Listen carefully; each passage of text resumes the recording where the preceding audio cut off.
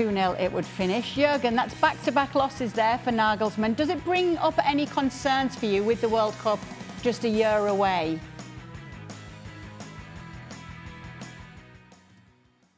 This Nations League finals in Germany, and when you play at home, then at least you want to go into the final, and you want to, or at least you win the third place game if you have to play the little final then. And so it's a bummer. It's a bummer. It's a disappointment. And there were a lot of positive signs after the Euros, because as you saw today in the game from Spain, they booed Cucurella the whole time because of this handball, in the Euros. And so they're looking back like it was not fair what happened to them at the Euros, but they got, in these couple of days, they got a kind of a statement that they are not there yet. They have a way to go. So there's a lot of need for improvement. There are a lot of more question marks now after these two games than there were before. So there's a lack of leadership, there's a lack of physicality, there's a lack of speed, and obviously they say, Musiala was not there, one of their kind of most creative players, but it was two displays, they are not satisfactory, and therefore the media in Germany will go up and down and will discuss a lot of things, and it's a disappointment to be on fourth place in a Final Four. There's no doubt about it.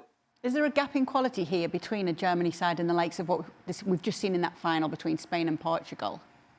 I don't want to make light of it, but yeah, there is.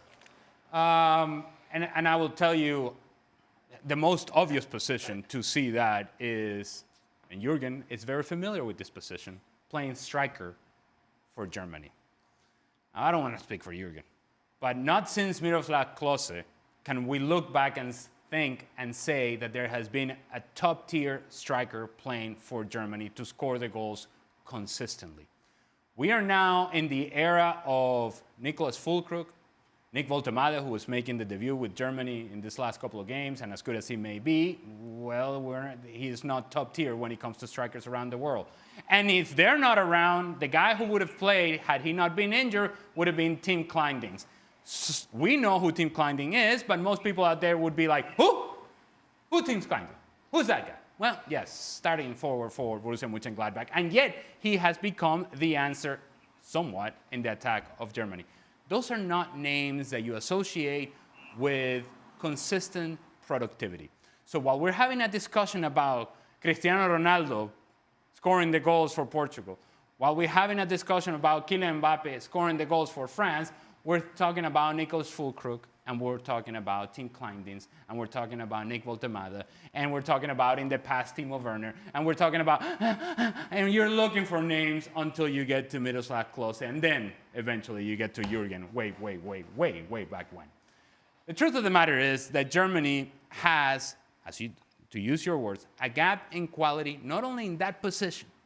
I would argue that they have a gap in quality, and more importantly, strength and leadership in the midfield. Too easily, teams get through Germany through the midfield. Too easily, teams create chances against Germany.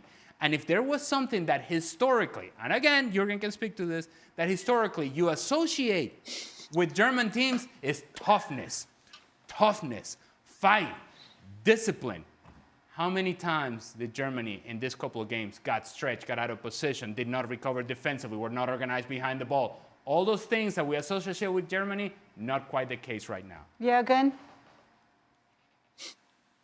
No, it's totally right, Alejandro. It's an issue that goes on now for quite a while, and obviously there was the hope through the performances in the European Championship that this gap is not that big. We hoped so because the performances were kind of okay. But still, if you as a German team, you go out in the quarterfinals, no matter who now your opponent is, if you go out in the quarterfinals, it's a big disappointment. It's not acceptable. That's just the standard that it should be for Germany.